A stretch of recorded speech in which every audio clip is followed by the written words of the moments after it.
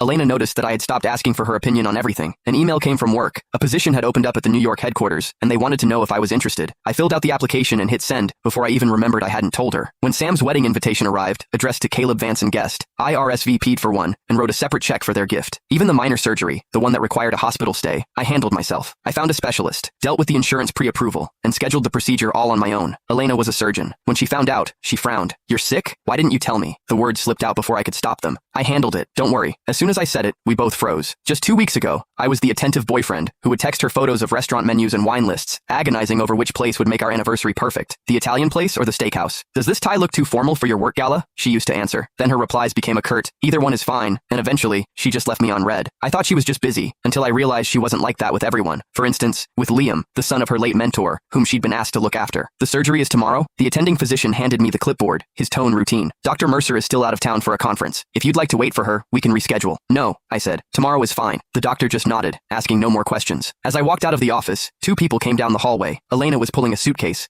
looking like she'd come straight to the hospital from the airport. Liam followed her, wearing a black cashmere overcoat over his casual clothes, the Burberry one I'd given Elena for our 3rd anniversary. Elena saw me, and her brow furrowed. "What are you doing here? Sick again?" That word, again, stung like a needle. She snatched the papers from my hand, her eyes scanning them with a flicker of annoyance. "I have a full surgical schedule tomorrow. This isn't an emergency. We can do it when I have time to oversee it. Don't worry about it," I said. "I've already handled it." She looked taken aback. This was coming from the guy who used to call her worried about every minor fever, the one who sent her a dozen options just to pick a weekend getaway destination. Now, here I was, calmly scheduling my own surgery. If she hadn't run into me, she probably wouldn't have known until after it was over. I took the chart back, accidentally knocking a small bottle from her hand. It clattered to the floor. "Strong prescription sedatives. It's not what you think," Elena said, bending to pick them up. Her voice was as flat as if she were discussing the weather. "They're for Liam's chronic insomnia. Doctor's orders." Liam clutched the coat tighter, his voice a fragile whisper. "I'm so sorry, Caleb. It's all my fault. My anxiety has been so bad lately I can't sleep. I can't focus. Elena is the only one who understands. She said she couldn't leave me alone in case I did something stupid." Her voice trailed off. "You don't know what it's like. Sometimes my head is just full of dark thoughts. I can only get through it when Elena is with me. I just wish I could be strong like you." I'd heard this script before. Every time I questioned their relationship, Liam would bring up his mental health and his episodes, and Elena would shoot me a look that screamed, "How can you be so heartless?" Once, I had a sharp pain in my chest and asked her if it could be stress-related. This brilliant cardiothoracic surgeon told me, "I don't know. I'm off the clock." When I complained she was being dismissive, she just pinched the bridge of her nose wearily. "Can't you just look it up yourself? You're a grown man, Caleb. Can you be a little more independent? Stop relying on me for every little thing." So frugal with her words for her boyfriend. Yet she personally escorted someone else to their pharmacy. "Well, you should take good care of him then," I said, my voice completely flat. "After all, his sleep schedule is much more important than my surgery, right?" Liam's face flushed. "Caleb, that's not what I meant. Are you still mad?" Elena cut him off, her eyes fixed on me. "Just because I didn't tell you I was going out of town? 2 weeks ago was her birthday. I had worked overtime for weeks to get the day off, cooked a 5-course meal, and had the vintage watch she'd been wanting ready. I waited until midnight, but she never showed.